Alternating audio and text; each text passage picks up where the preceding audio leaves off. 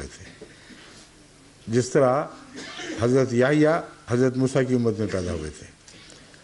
اور وہی تاریخ دہرائی جائے گی کہ ایک انسان پیدا ہوتا ہے، وہ دعویٰ کرتا ہے کہ میں وہ ہوں جو پہلا تھا، اور لوگ انکار کر دیتے ہیں، ہنسی مذاق کر کے رخ پھیر لیتے ہیں. تو یہ بنیادی عقائد ہیں جو ہمارے درمیان فرق کرتے ہیں. ان کی تفصیل سے متعلق اگر آپ کو دلچسپی ہو، اور اگر اس سوال و جواب کے آخر پر وقت ہوا تو پھر میں واپس آ جاؤں گا اس مسئلے پر.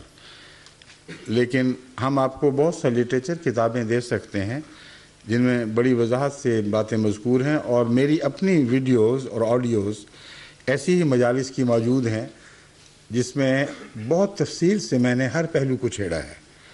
تو میں امید رکھتا ہوں کہ آپ انشاءاللہ جب سنیں گے تو آپ کا دل مطمئن ہو جائے گا. شکریہ.